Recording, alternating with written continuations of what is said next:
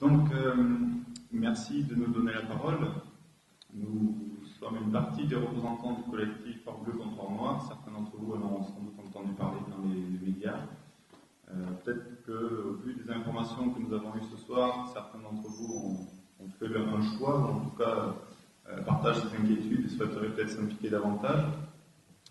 Nous avons donc pris l'initiative de créer un collectif citoyen qui s'intitule Or Bleu contre Or Noir, qui prend position contre le projet d'exploitation pétrolière au large de la Guyane. Alors nous allons vous présenter très rapidement, parce que le temps presse et la soirée a été dense en information, l'origine de ce collectif. Alors tout d'abord, c'est un certain nombre de citoyens qui se sont réunis au lendemain de l'annonce de la découverte de pétrole au large de la Guyane et se sont interrogés sur le bien fondé d'un tel projet.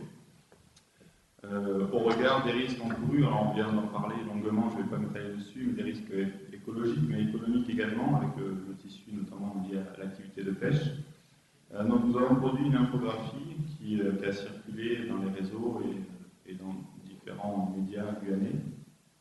Cette infographie est d'ailleurs affichée à l'entrée de l'amphithéâtre. C'est une banderole qui fait environ 4 mètres de long et qui présente un certain nombre d'informations sur les enjeux environnementaux, économiques, etc. Donc on parlait tout à l'heure du gisement de 1 milliard de barils qui représentait 12 jours de consommation mondiale. Donc c'est un peu ce type d'informations qu'on peut trouver pour essayer de prendre du recul aussi face à l'engouement qu'a suscité cette annonce. Donc cette infographie a circulé. On a pu voir par exemple sur le site de Miss Guyane qu'elle avait été vue par près de 9000 personnes, ce qui témoignait vraiment de l'intérêt de cette démarche-là. Et en discutant avec les uns et les autres, on s'est aperçu que la création d'un collectif citoyen serait un bon moyen de permettre à l'ensemble de la population qui a une position, on va dire, contre ce projet-là, de pouvoir manifester son opinion. Donc, à l'origine, ce collectif a été créé officiellement jeudi dernier à la place des Amandiers. L'objectif est vraiment de faire dans un premier temps un collectif citoyen pour donner un peu la parole à ceux qui ne peuvent pas forcément l'avoir, ou en tout cas la formuler. Les institutions ont souvent des tribunes pour exprimer leur position, mais les citoyens, c'est plus difficile. Donc dans un premier temps, c'est un collectif qui est ouvert déjà aux citoyens et aux citoyennes qui veulent s'impliquer, qui veulent partager la position de ce mouvement. Alors pour cela, nous avons créé un site internet qui s'intitule Or Bleu contre Or Noir, qui apparaît derrière moi, où vous pouvez adhérer en ligne via un formulaire très simple. Alors adhérer au collectif, ça veut dire quoi? Ça veut dire adhérer à la charte du collectif. Donc nous allons, pour ceux qui ne la connaissent pas encore, nous vous proposons de la lire pour en prendre connaissance. Donc, je vais passer la parole à Magali, qui va vous lire cette charte. Bonsoir. Donc, je passe le préambule parce que je ne passe pas le préambule. Du pétrole a été récemment découvert au large de la Guyane. Cette découverte, au-delà de l'effet d'annonce, soulève un grand nombre d'interrogations et de réflexions. Ce forage ultra profond a été réalisé dans des conditions particulièrement difficiles, notamment à cause du courant marin exceptionnel qui existe le long du plateau des Guyanes. 4 nouveaux forages d'exploration sont prévus en 2012-2013, ainsi que plusieurs campagnes sismiques. Après la catastrophe de Deepwater dans les eaux du golfe du Mexique et celle au large du Brésil plus récemment, cette course au pétrole au profit de multinationales doit nous amener à un questionnement. Pourquoi les citoyens ne sont-ils pas consultés sur cette question comme l'exige pourtant l'article 7 de la Charte de l'environnement? La Guyane doit-elle poursuivre son mirage économique que constitue l'exploitation offshore et en assumer les risques? La survie de l'humanité dépend dès aujourd'hui de sa capacité à effectuer une transition énergétique, à limiter le réchauffement climatique et à préserver la biodiversité. Donc ça, c'était le préambule. La charte, nous, citoyennes et citoyens, considérons que ce projet des multinationales engendre des risques inacceptables pour la Guyane. Premièrement, les forages sont parmi les plus profonds au monde, moins 2000 mètres sous la mer, moins 4300 mètres sous le fond pour le premier. Les forages se situent dans une zone de très fort courant marin, mal connue, qui rend particulièrement périlleuse toutes les exploitations. Les campagnes sismiques prévues dans les prochains mois auront de graves impacts sur la faune marine, particulièrement riche de cétacés et de tortues. Les multinationales comme Shell et Total ne sont pas en mesure d'apporter des garanties suffisantes et possèdent un long passif, logique du profit privé par rapport au risque public et fuite des responsabilités. Donc là, nous allons voir le documentaire sur Shell au Nigeria. En cas de marée noire, les industriels admettent qu'il serait impossible de nettoyer la mangrove du plateau bolivial, un écosystème primordial pour notre région. De plus, les techniques de lutte, les dispersants, génèrent de graves pollutions supplémentaires. De ce fait, nous décidons de nous rassembler de façon indépendante et apolitique au sein du collectif Hors Bleu contre Hors Noir et prenons aujourd'hui fermement position contre le développement des activités pétrolières en mer, ici en Guyane, comme ailleurs dans le monde. Regroupés au sein de ce collectif, nous nous donnons comme mission d'informer la population des enjeux en présence, des risques et des alternatives, d'exercer une veille environnementale et citoyenne vis-à-vis de ces activités pétrolières, d'empêcher par tous les moyens légaux le développement de ces activités sur notre territoire. Nous demandons la suspension des activités pétrolières en cours au large de nos côtes, un moratoire sur l'attribution des permis de recherche en mer sur l'ensemble de la ZEE française. Et nous joignons à cela un bordereau que vous pouvez nous rendre pour valider l'adhésion à ce collectif.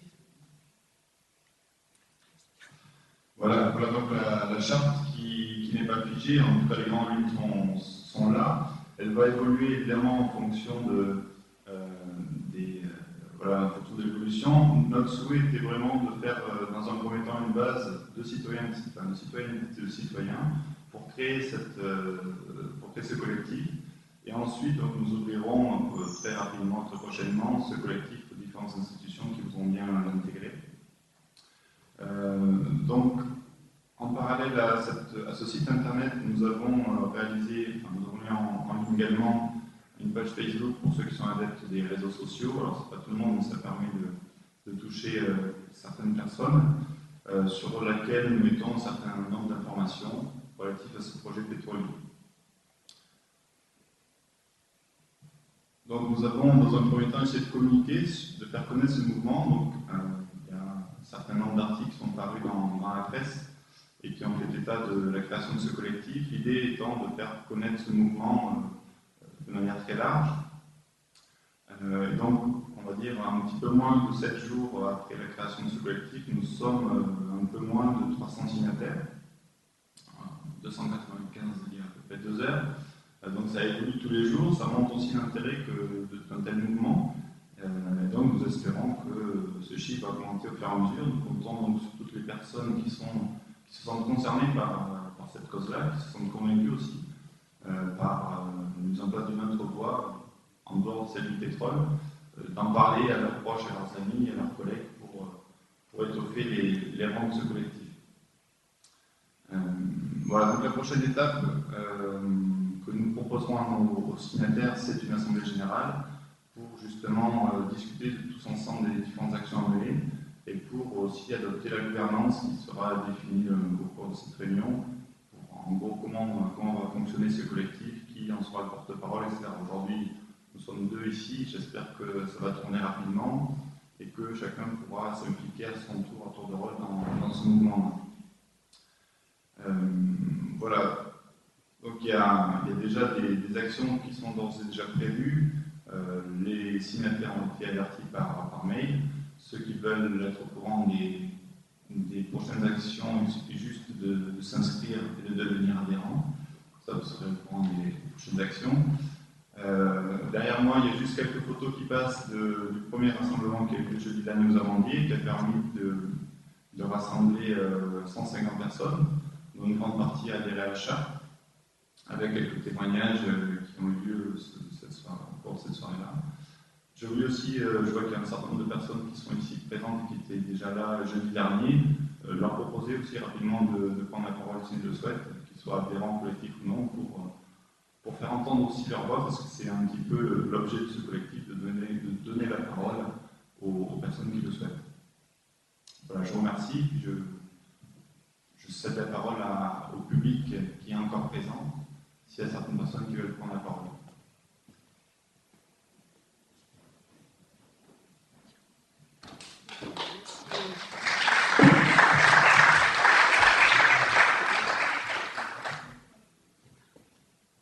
Oui, bonsoir. Jean Arnaud, chef d'entreprise, je fais partie du GNR, donc nous avons écouté notre président qui a également présenté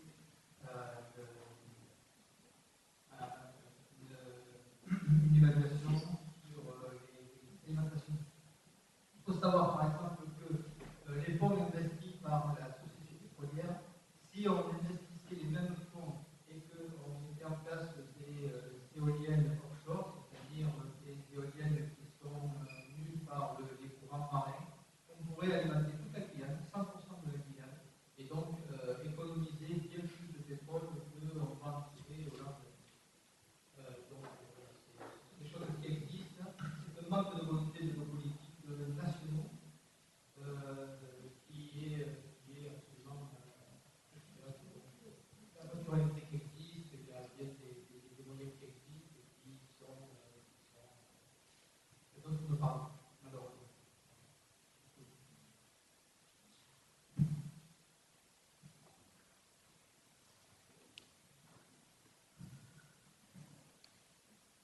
Oui, je peux y aller.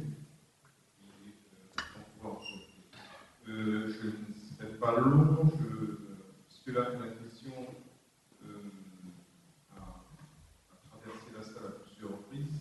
J'entends donc saluer l'initiative de ce collectif et dire que tous les élus ne sont pas inactifs sur la question. Il y en a qui sont particulièrement mobilisés. Et si Anne Taubira, députée de Guyane, l'est particulièrement, elle a suivi les travaux de ce collectif dès la naissance de cette initiative. Et je dois vous dire que le parti politique auquel elle appartient et dont j'ai la charge d'assurer le secrétariat général suit aux côtés du collectif donc l'ensemble des actions qui sont engagées en faveur d'une réflexion plus profonde sur la question des pétrole offshore. Il est clair que nous partageons complètement le point de vue qui est de dire qu'il faut un moratoire parce qu'effectivement les techniques sont mal connues, les risques, eux, sont extrêmement importants et qu'il est nécessaire pour nous d'obtenir toutes les garanties avant d'envisager une exploitation. Certes, les retombées économiques sont une donnée essentielle, mais quand elles ont un impact aussi grand sur l'environnement, il est essentiel que l'on prenne le temps de réfléchir avant de s'engager dans cette voie. Donc voilà, l'éclairage que je souhaitais apporter. Oui, les élus, en tout cas une partie de la classe politique à mobiliser, une partie des élus est particulièrement sensible à cela, et donc voilà, je tenais à le souligner.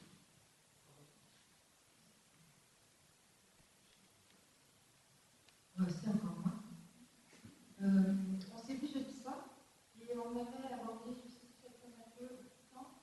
Alors d'abord, excusez-moi, je suis dans la République et nous sommes aussi une association qui s'appelle Mobile. Et on avait abordé la possibilité avec Christian jeudi dernier de faire venir la conférence, peut-être un modèle réduit, c'est simplement la partie qui concerne l'information générale sur les professions pétrolières et aussi l'intervention du collectif. Voilà, c'est une possibilité d'action. On pourrait effectivement relayer, si bien se passer ce soir, dans un maximum de communes de la Guyane. Là, une bonne chose pour l'éducation. Oui, effectivement, on en avait discuté jeudi dernier. C'est une possibilité qu'il faut simplement prévoir.